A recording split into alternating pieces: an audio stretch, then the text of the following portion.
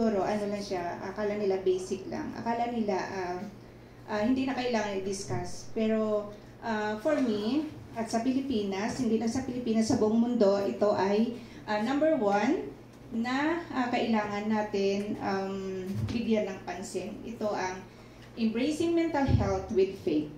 Ito ba siya? Bago ang lahat.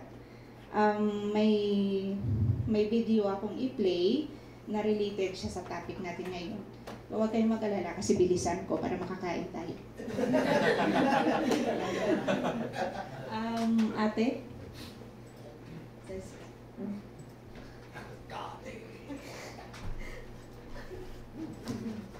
Maginaw ya?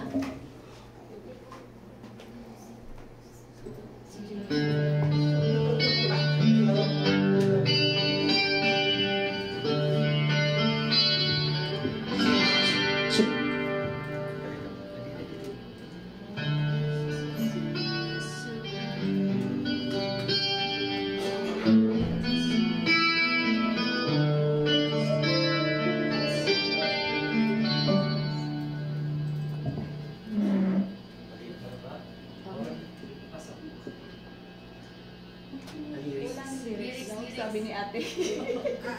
Video muna. Video muna siguro kasi hindi siya pwede. I-play na lang siya with silent.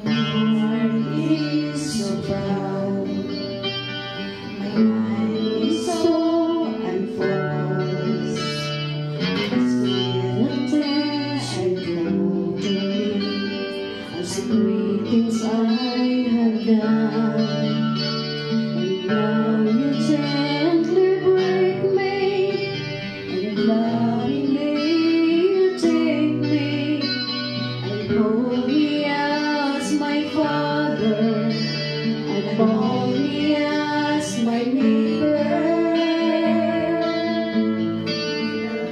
I ask you how many times when you pick me up, and I keep on letting you down, and each time I will fall short of your glory.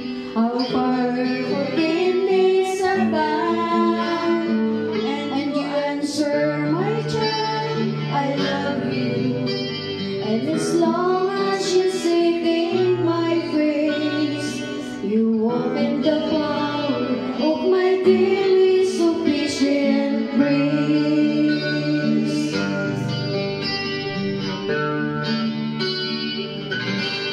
At times I will wait and feel a great desires, knowing that someone somewhere to a better child will admire to serve you. I don't deserve you, and that's the part that burns in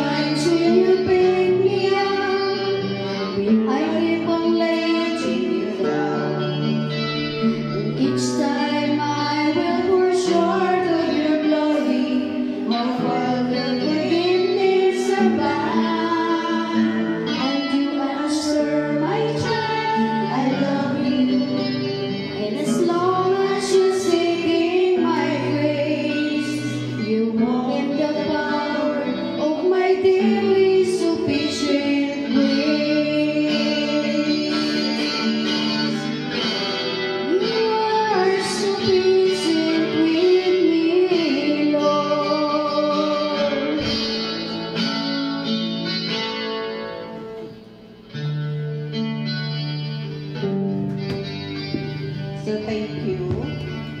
Actually, story na siya sa family namon. Ay, nag-ilunggo ko. Sorry. Story siya ng, actually, ng family namin na we struggle. Itong year lang, nangyari siya.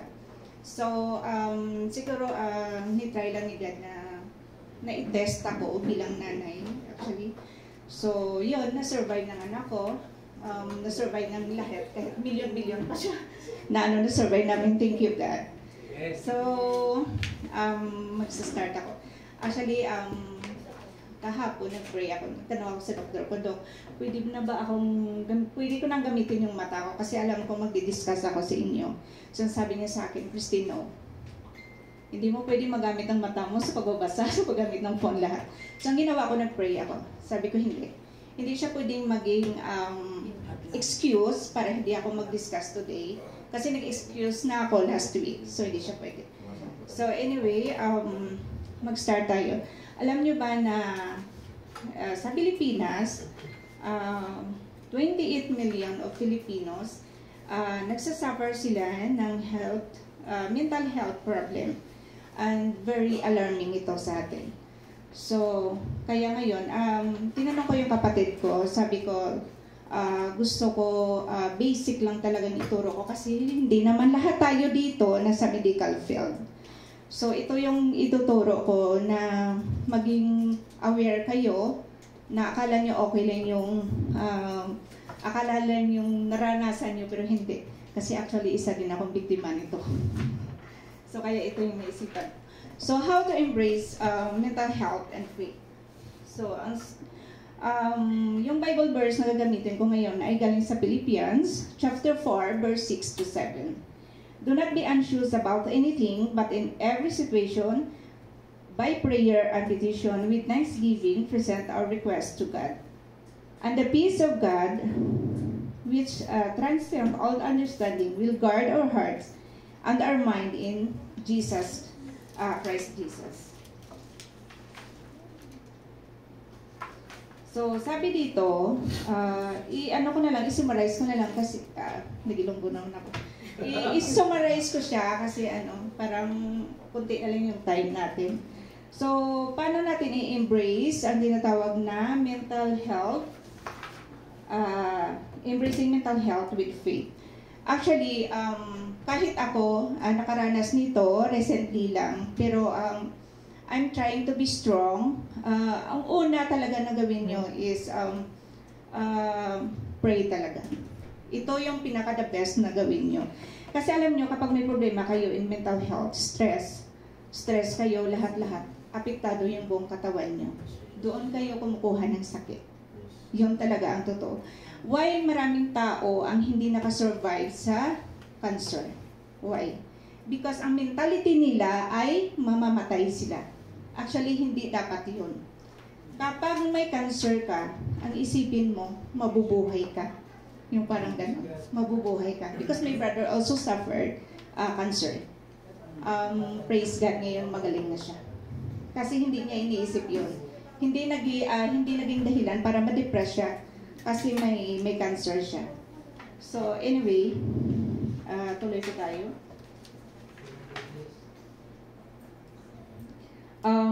Tulad ng recognize the struggle. How to recognize the struggle. Understand that feeling anxious, depressed, or overwhelmed is not a sign of weak faith. Acknowledge these feelings and know that you are not alone. So, kailangan mo talaga, okay, nandun na tayo na kung nasasaktan ka, iyak mo. Kung iniwan ka niya, iyak mo. Kadalasan nangyayari yun sa atin. Wala kang pera, iyak mo. Iyak mo lahat. Pero wag mong kalimutan to pray. Kasi above all, ang makatulong ng talaga si God. And kung hindi na talaga kaya, kung hindi mo na talaga kaya, go to your pastors. Go to sa mga elders sa church. Yung mga tao na pwede mong i-discuss sa kanila ang mga nararanasan mo sa buhay. Ganun po yun. So hindi naman sa kaibigan mo na alam mo nang niya rin sa iba. So talaga mag-a-on yun ng stress mo. So anyway, Yun po, ang ano ko. So, ano ko natuwa kasi binibilisan ko. Kita na lang tayo on the next. Nung may discuss ko siya talaga ng maayos. Pwede part 2 naman para maano. Basta take your time po. Take your time lang para this next Sige po. motivation pa din.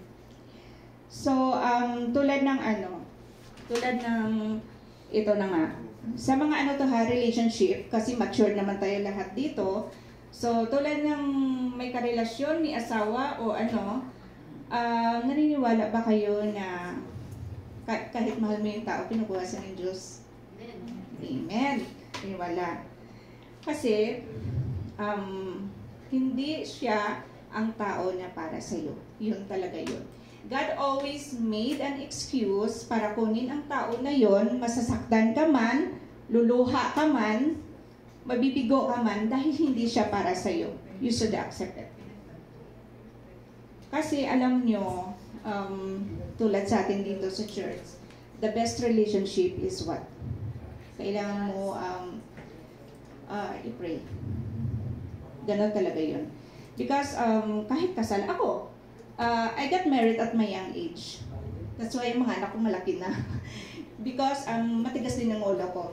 I'm the only girl in the family, so matigas ang ulo ko. Hindi matigas na may barkada or ano, kasi I always depend on my brothers. Pero kasi gusto ko, kasi gwapo siya. Yun talaga sinabi ko sa nanay ko, gwapo siya. At my young age, gusto ko talagang pakasalan. Hindi ko alam kung mahal ko siya o hindi. Basta gusto ko lang siya. Ganon. Sabi ng nanay ko, gusto mo talaga? Sabi ko, oo. So, napakasal kami.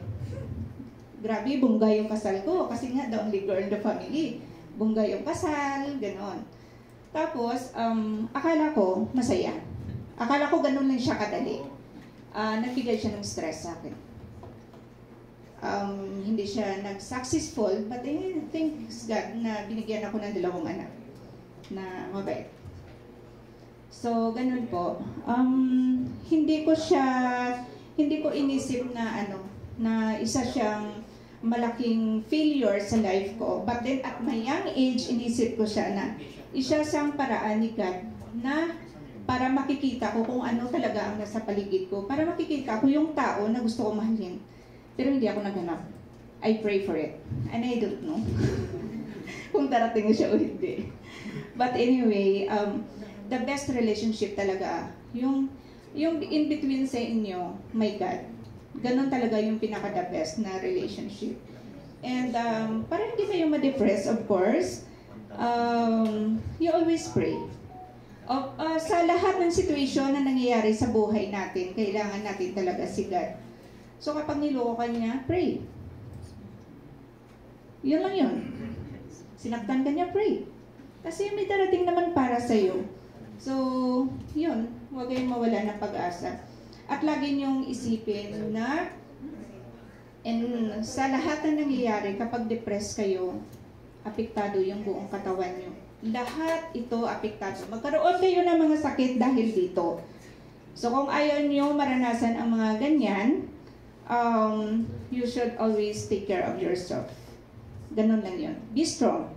Kasi lahat naman nangyayari sa buhay natin, lahat ng yun may mga dahilan kung bakit ginagawa ng Diyos yun sa atin.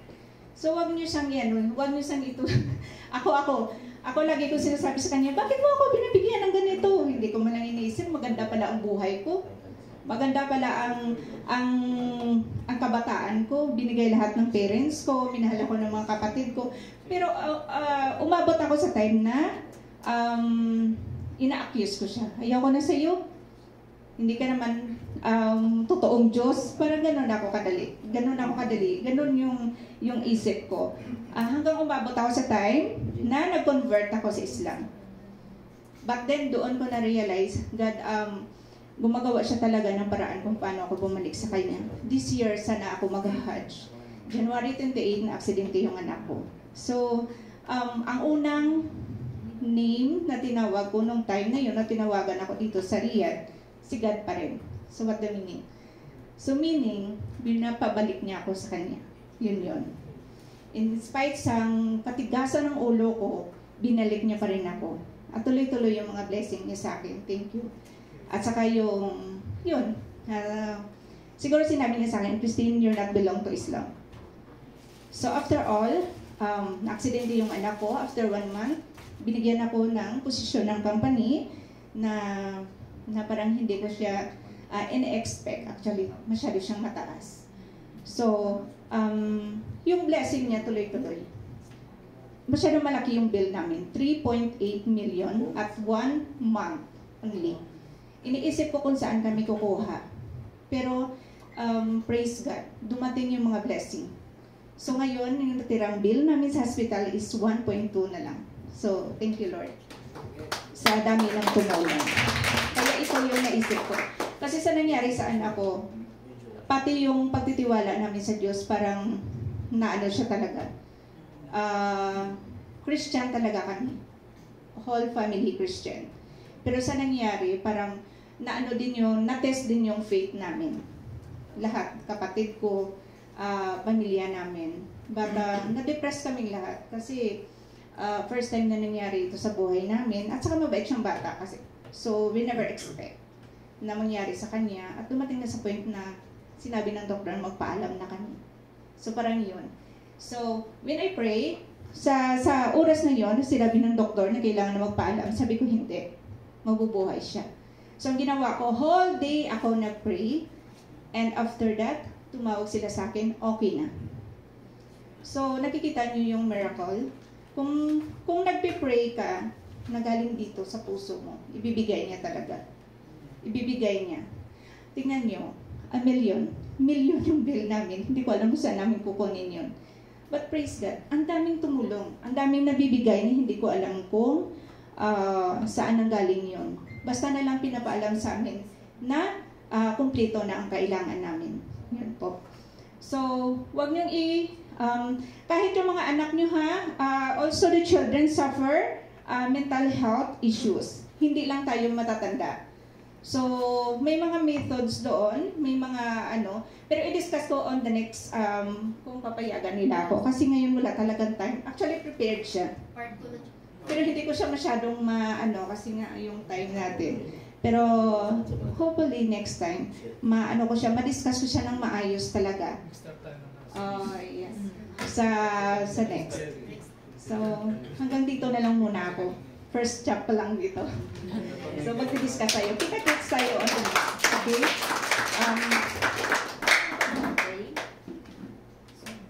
Si Pastor.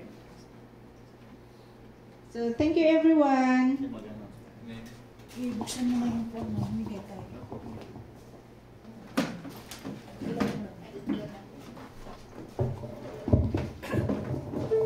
Okay, salamat po sa buhay ni Ate Christine. Naway meron po kayong naipulot, naway meron po kayong natutunan sa sinasabi niya. Naway ma-appreciate po natin na napakahalaga po talaga ng mental health kasi minsan nababaliwala po lang natin yan. So dumako na po tayo sa isa pang gawain. Ito ay yung pagbibigay. Okay. Babasahin ko sa Luke chapter 6 verse 37, verse 38. Magbigay kayo upang bigyan din kayo ng Diyos. Ibabalik sa inyo ng sobra-sobra at umaapaw ang ibinigay niya.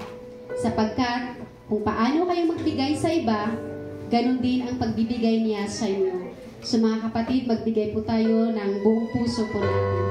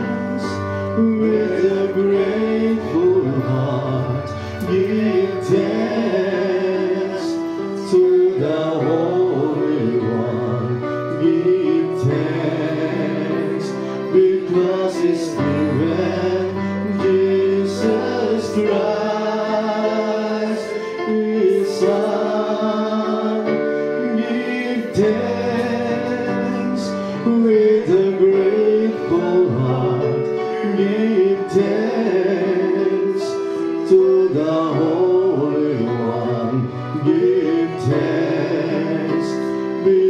us is given. Jesus Christ is Son.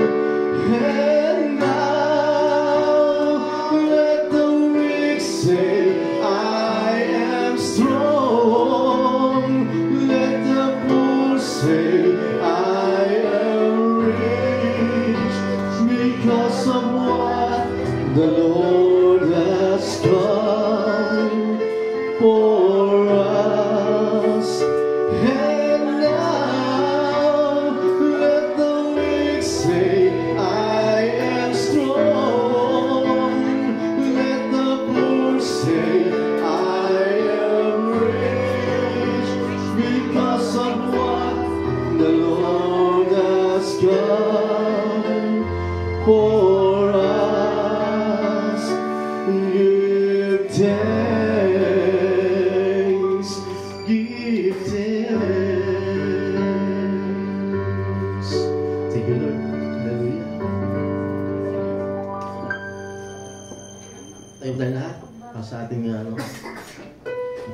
Lord, maraming salamat po Lord sa araw na ito, Lord, sa aming po katagapan ng aming pong church ngayon. At maraming pong salamat Lord sa nagbigay po sa ng biyaya ito, na although it's only material things, but it is useful to us para po sa evangelism namin, para po lumago po ang aming church para po sa inyo, Lord. Alam po namin, Lord, na ito po ay isa pong hidden manna, isang food that given to us in order to extend the Word of God. Ito po ay ayaw pong inaano po sa inyo, Lord. At sana po, Lord, ito po ay maging magamit namin sa maayos na paraan po, Lord. Ito po ay masustain namin sa aming pong church, Lord. At sana po, Lord, sa naging ng bagay na ito, Lord, itong isa pong source na ito, Lord, sana po ay maging maayos po ang kanilang mga work, Lord, ang kanilang company, Lord. Ay sana po ay magkaroon po ng prosper, Lord, para po ma-extend po ito sa aming church at sa aming pong pagpangalanan po ng salita ninyo, Lord.